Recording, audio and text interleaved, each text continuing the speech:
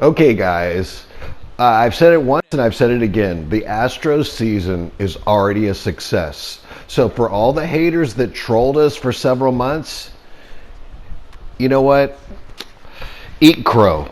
I've said it before, I'm saying it again. Just eat crow. I don't know how else to say it. Also, now we're playing Tampa. So let me give you guys my ALCS analysis on Tampa versus Houston. As you guys know, Tampa Bay coincidentally happens to be my second favorite team in the league. So other Astros fans have said this too. It might not make sense. You guys can twist and turn it any way you want.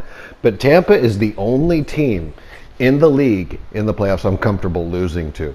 I want the Astros to win, so let's make that clear. I don't even have to repeat myself. I think people can hear that loud and clear.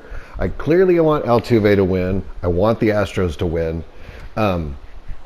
But Tampa being my second favorite team, it's a little bit awkward. Even though we beat them last year, it still doesn't make me feel sorry for Tampa, against the Astros or anything. But Tampa also has had a winning season, a successful season. And here's my kind of ALCS predictions. So my real prediction will come at the end.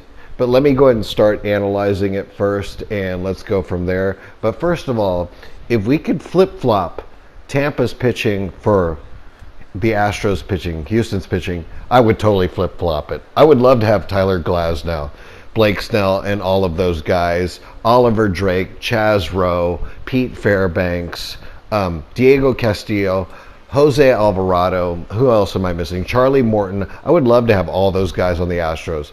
I think with those guys on the Astros, we would be a championship team. Okay, our bullpen has been doing well, but they don't have the track record. They don't have the playoff experience. Last year, all of these guys on the Tampa Bay Rays have the playoff experience. I'm going to say a couple other things about Tampa. Tampa also did something we didn't do, which is they took out the Yankees all year long. So last year, I think from losing last year in the playoffs so early and dealing with, being the underdog, there's a lot of moving parts with Tampa, but the organization, top to bottom, has shown that they have a lot of depth. And for them to only have a $69 million budget versus the $241 million budget of the Yankees this year, 3.5 times bigger than Tampa's, and take them out is absolutely amazing. It's a testament to them. You guys know, so I watched Tampa Bay games during the regular season. So I saw this coming. Of course, in baseball, you can't really predict it because you're always one swing away in many cases in baseball. But the whole Mike Brasso story was absolutely insane. If you guys don't know, Mike Brasso earlier in the year had a ball thrown at his head from Chapman. The next day, they play the Yankees again. And Mike Brasso, in his first at-bat the next day, goes off for a home run, ends up with 2 home runs in that game. And Mike Brasso gets the ultimate revenge. And Mike Brasso is the one that has the 10-pitch at-bat in the last game in the playoffs in Game 5 against the Yankees. 10-pitch at-bat against the same pitcher, Chapman, goes yard to left field and takes out the Yankees in one mighty swing. Congratulations to you, Mike Brasso. I've been watching you all year. You're an absolute stud, along with the entire Rays organization. Their starting pitching is good. Their bullpen's good. Their closer's good. Their batting lineup's good. We all know what G-Man Choi can do. He can take out Garrett Cole. We all know what Austin Meadows can do. We all know Kevin Kiermaier is having a good year this year, even though last year he couldn't really hit much. Got the defensive stuff going on at center field. We all know what Randy Arozarena can do. Then we get into Willie Adames, and I can go on and on and on, Brandon Lau, about this team. Even the bench. So anyway, it is what it is with them, but they've got all the momentum. They've got the complete balanced team. They are way better than anybody thinks, and they're doing it on $69 million. I haven't looked into the Astros budget this year, but I'd say the Astros budget is like 175, maybe less. I think it's, yeah, it was, I think last year was 171. Anyway, with the Astros, of course, if you look at the bats overall, and this is not discounting anybody on the Rays because they're stellar. This is a tough team. They're going to be really hard to beat. With the Astros, of course, we know we've got the problem with Greinke. We don't have Verlander. We lost Garrett Cole, which goodbye, I didn't want him anyway. And Framber Valdez picked it up. Lance McCullers has not been looking good.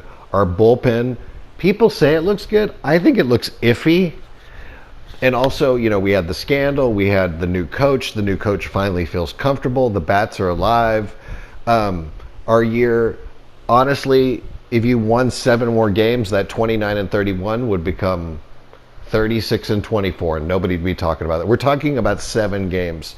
So right now, our team is so new with the pitching, the coach, the situation that's going on. Our bats look alive again. I think our bats currently in the last week look better than Tampa Bay's, but it's a kind of a weird thing. Can our bats outrun, if that makes any sense, outrun our faulty pitching?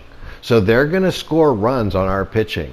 And can our bats come alive for 4 games or more, you know, or 3-4 games to outscore what they're going to get on our weak pitching? So overall, I think that Tampa Bay has an advantage. It's really about, can the Astros win 4 games? Now let's talk about my feelings and what's going to go on. I don't have any ill will. The media is actually trying to stir up some stuff that Tampa said this and Tampa said that. They're trying to stir the pot. Well, it doesn't work on me. Stirring the pot absolutely does not work on me. I've been watching Tampa all year. They haven't said anything. They might have said something before the season, a comment here or there. But, you know, when you're behind a camera, you're being recorded every single word. Things come out funny at sometimes. That's why a lot of these guys end up being communications majors.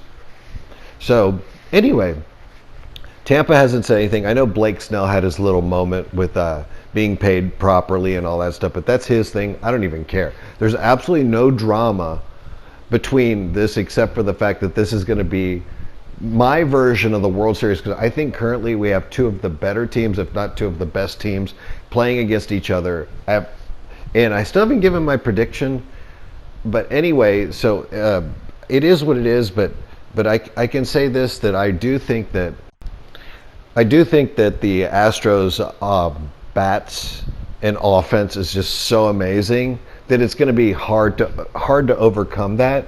So this is going to be really fun for me. If the Astros win, I'm happy. Altuve's promise. Remember that we're going to be back in the World Series. If Tampa wins, I'm going to be sad for the Astros. I am an Astros fan, but I'm going to be happy for Tampa.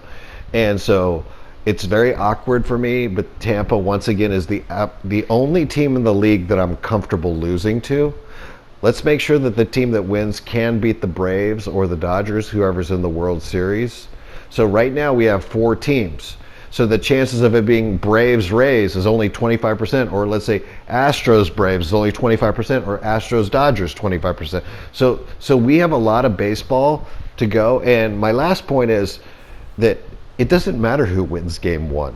We won the World Series after we lost Game 1. And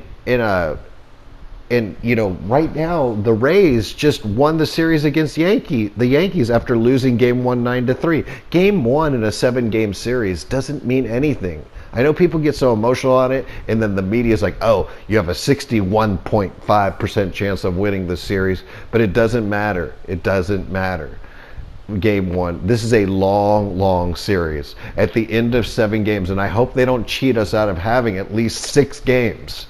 Because these 2 teams, whoever loses deserves to win at least 2 or 3 games. And if we lose 4-2 or they lose 4-2, that doesn't mean that we're a lot better. That means that one game had like 1 pitch or 1 bad inning from a closer or reliever or whatever. So this is going to be really close. You know, I don't think it will be 4-1. But 4-2 is a close series. But hopefully these guys give us 7 games. Or at least 6 games so they're not too tired for the World Series. Anyway, go Astros, and that's my video.